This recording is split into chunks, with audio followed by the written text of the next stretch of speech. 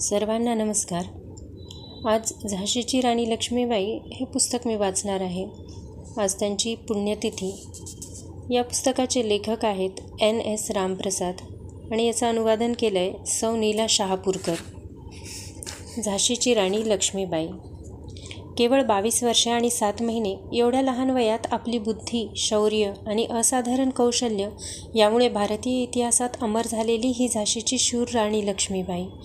इतिहासाच्या भव्य आकाशात आपल्या दिव्य तेजाने तळपणाऱ्या दैदिप्यमान नक्षत्रांपैकी ही एक प्रमुख भारतीय तारका.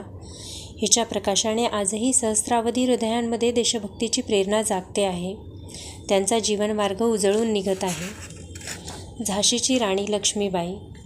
वर्षा ऋतूनंतरची ती एक संध्याकाळ होती.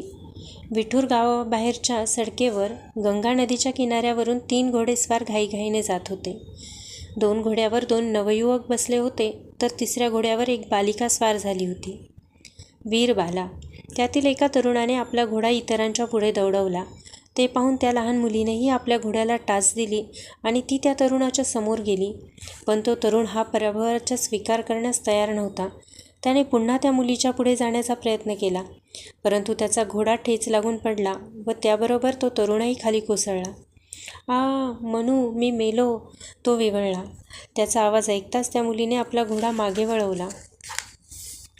त्या तरुणाला बरेच लागले होते. त्याच्या अंगातून रक्त वाहत होते. खूप प्रयत्नपूर्वक तिने त्याला उठविले आणि आपल्या घोड्यावर बसविले.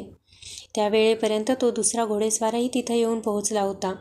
तिघेही महालाकडे परतायला लागले. एक घोडा घोडेस्वाराशिवाय परतला तेव्हा दुसरे बाजीराव पेशवे खूप काळजीत पडले. त्यांच्याजवळ त्यावेळी मोरोपंत होते. त्यांनी पेशव्यांना खूप समजाविले, परंतु त्यांच्या मनाची बेचैनी तशीच होती. जेव्हा त्यांची मुलं परत आली तेव्हा त्यांचा जीव भांड्यात पडला. जखमी झालेला तो मुलगा म्हणजे बाजीरावांनी दत्तक घेतलेला मुलगा नानासाहेब होता आणि त्याच्याबरोबर असलेला दुसरा मुलगा त्याचाच धाकटा भाऊ रावसाहेब होता. तसेच ती मुलगी म्हणजे पेशव्यांच्या सल्लागार मंडळाचे सदस्य मोरोपंत तांबे यांची एकुलती एक कन्या मनूबाई होती.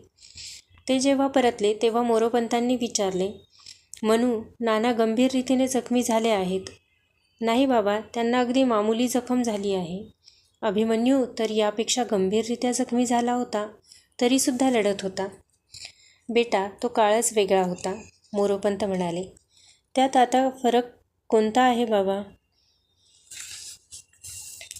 आकाश तेच आहे, पृथ्वी तीच आहे, चंद्र आणि सूर्यसुद्धा तेच आहेत. परंतु मनू, देशाचे भाग्य फिरले आहे. हे ब्रिटिश युग आहे. त्यांच्यासमोर आम्ही दुर्बल आहोत. पित्याने